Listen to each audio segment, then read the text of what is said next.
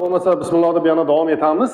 38-masalaga keldik. Mana gorizontal otilgan jism 80 metr balandlikdan otilgan. U qancha vaqtda tushadi deyapti. Endi oson savol juda ham. Mana ilzoslik h taqsim j da tushadi, tushish vaqti. O'sha 2 ko'paygan 80 taqsim 10 qilsak 4 soniya chiqadi.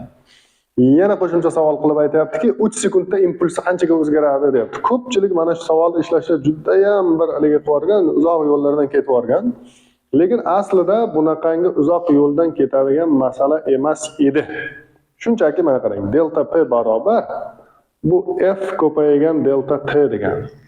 Impulsning o'zgarishi biror vaqt oralig'idagi o'sha vaqtdagi kuchni vaqtga ko'paytmasiga teng. Ana endi hozir kuchimiz qaysi kuch? Jismga har doim qaysi kuch ta'sir qiladi? Albatta og'irlik kuchi ta'sir qiladi. Shuning uchun ham f ni o'rniga mj qo'yib, mana bunday mj ko'paygan delta t qilib bitta ishlasangiz, yerdan osongina javob kelib chiqadi. Keyingisi 39-masala. 39-masalada nima degan edi? Mana grafik bor edi mana bu nuqtadan birinchi nuqtadan o'sha birinchi nuqtadan ikkinchi nuqtaga o'tildi. Shu o'tishda ichki energiya qanchaga kamaygan? Gazdan qancha issiqlik miqdori olingan deb so'ragan. Endi ichki energiyaning o'zgarishi 3/2 P2V2 minus P1 V1 bo'ladi. O'zi aslida P2 V2 P1 V1larni qo'yib hisoblasangiz bu manfiy son chiqadi. Manfiy son chiqadi, lekin qancha kamaygan deb aniq kamayganini so'ragan uchun 4,5 joule deysiz. Mana bu hajm v litrda o'lchanyapti, bosim p kilo paskalda o'lchanyapti.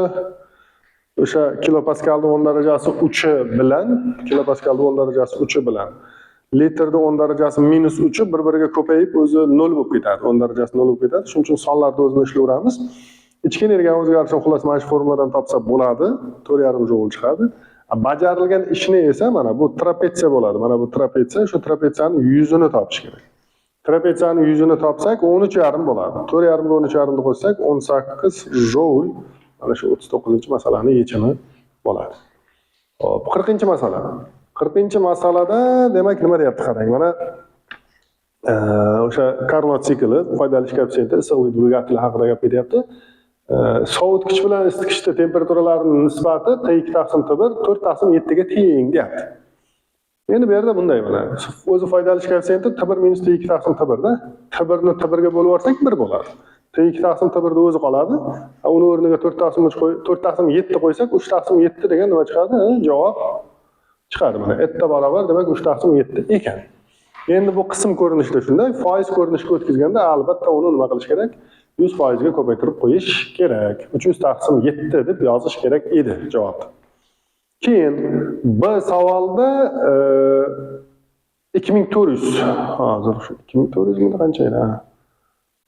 2400 mana qo'yikka, ya'ni o'sha sovutgichga berilayotgan issiqlik miqdori 1 siklda 2400 joule ga teng bo'lsa, 5 ta siklda gaz qancha foydali ish bajaradi deb so'ragan. Ya'ni 1 sikldagi sovutgichga berilayotgan issiqlik miqdori demak 2400 joule bo'lsa, 5 ta siklda gaz bajarayotgan foydali ish qancha deb so'ragan. Xullas etta barobar A/Q2 plus A degan formula qilsak bo'ladi. O'sha A/Q2 plus A degan formula qilsak bo'ladi. Foydali ish koeffitsiyenti mana 3/7 ga teng. 7 ni tepaga chiqaramiz, Q2 plus A ni bu yoqqa chiqaramiz. Shu yerdan hisoblasak 3 Q2/4 degan javob bo'ladi. Q2 ni o'rniga 2400 ni qo'yib, 4 ga bo'lsak 600, 3 ga ko'paysak 1800 qilamiz va shundan 5 ta A ni topsak 9000 bo'ladi. Endi bu nima degani? Qarang mana, haligi o'zi haligida javobni kilojoulda so'ragan. Shu demak javobi aslida 9000 joule bo'lsa, bu nima bo'ladi? 9 kilojoule bo'ladi. 9 deb yozish kerak edi. Keyingisi 41-masala. 41-masalada aytganman, mana yerda I1 tok bor, bu yerda I2 tok bor degan ikkita tok. Ular bir-biridan 4 cm masofada turibdi degan, mana 4 cm masofa, ular orasidagi masofa. Savol qo'yilyaptiki, birinchisida shu toklar bir-biri bilan qancha kuchda ta'sirlashadi deyapti. Bir tomonga qarab o'tyapti. Shuning uchun tortish kuchi qancha? Amper kuchini so'ragan.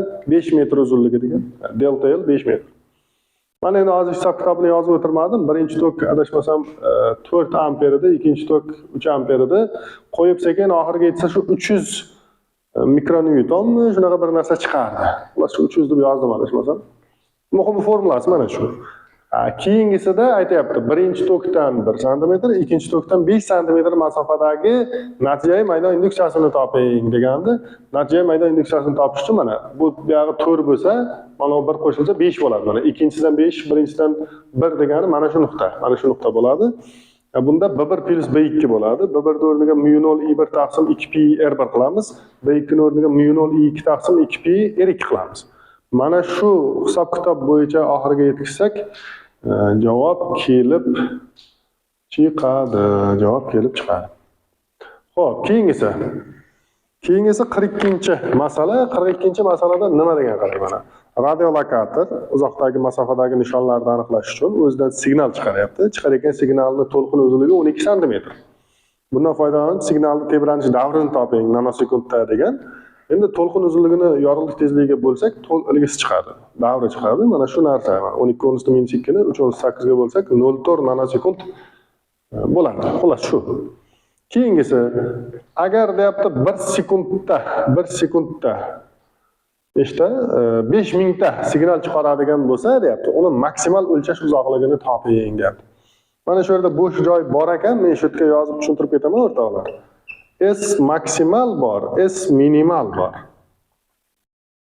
Agar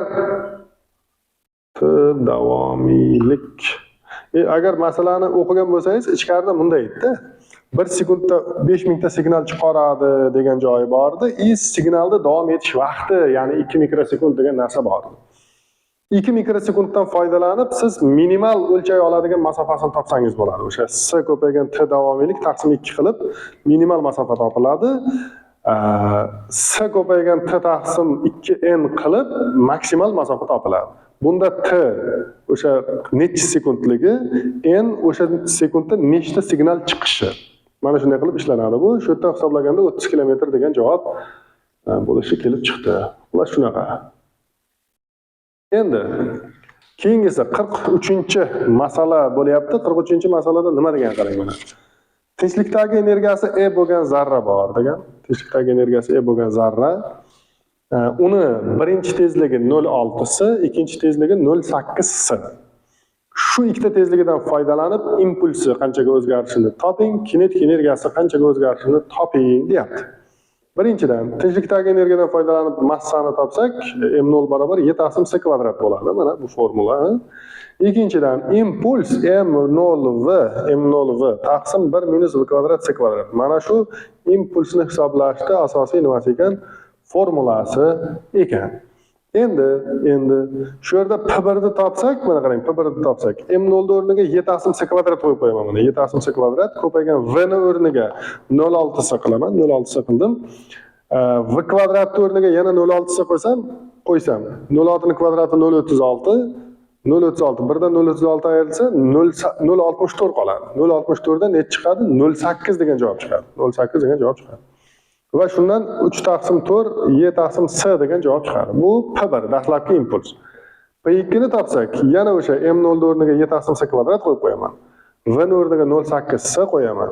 1 minus v kvadrat s kvadratga v ni o'rniga yana 0,8 s qo'ysam, 0,8 kvadrati 0,64, 0,64 dan 1 dan 0,64 dan aytsak 0,36 bo'ladi. 0,36 dan 0,6 bo'ladi mana. 4 taqsim 3 degani. 0,2 ga qisqartsak 4 taqsim 3, shuning uchun ham 4 taqsim 3 y taqsim s. Endi impulslar ayirmasiga e'tibor qiling. Mana impulslar ayirmasi, demak bu nima degani? Delta P degani P2 minus P1 degani. P2 minus P1.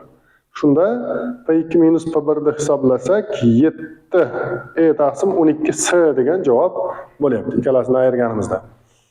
Kinetik energiyaga o'tamiz endi. Kinetik energiyalar farqini toping degan B qismida.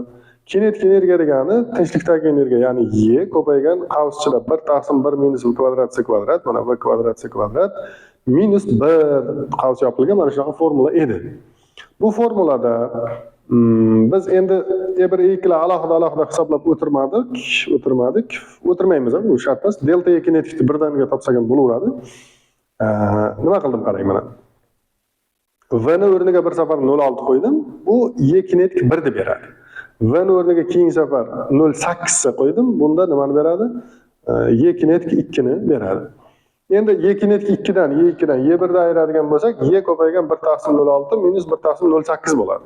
1/06 minus 1/08 bo'ladi yoki 5y taqsim 12 chiqadi. 5y taqsim 12 bo'ladi.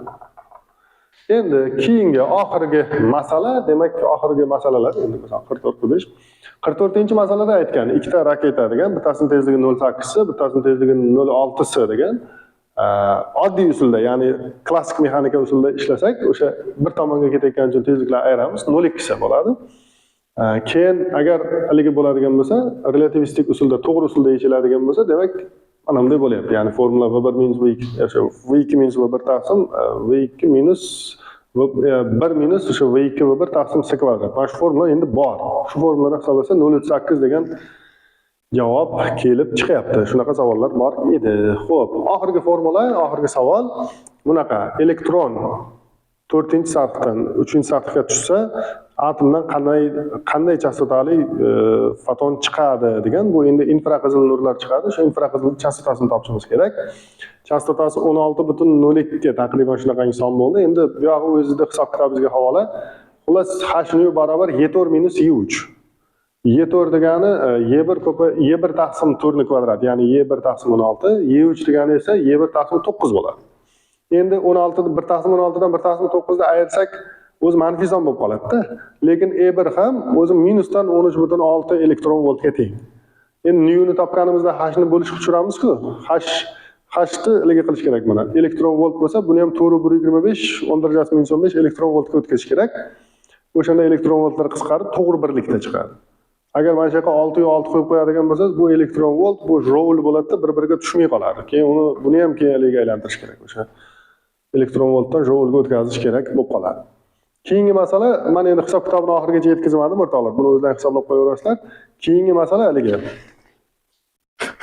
Impuls o'zgarishini topish formulasi. Impuls o'zgarishini topish formulasida, hop, mana shu o'chirib qo'yaylik.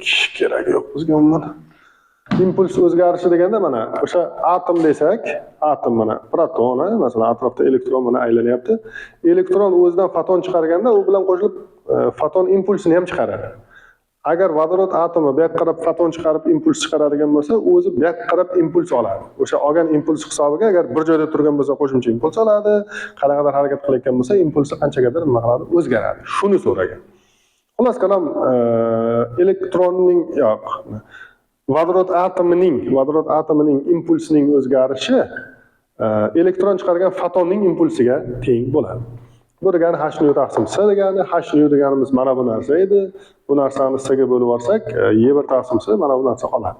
Endi y1 o'rniga -13.6 elektron volt qo'yasiz, uni joulga aylantirasiz, keyin yana bunga bo'lasiz yoki erinadigan bo'lsangiz, mana bu yerda h ni qo'yib, s ni qo'yib, mana shu yerda o'zidan hisoblab tashlasangiz ham bo'ladi. Nimaga? Chunki nu ni hisoblagansiz. Bu ham bitta usul. Xullas, yog'i ixtiyoringizda, muhimi formulasi mana shunday bo'ladi.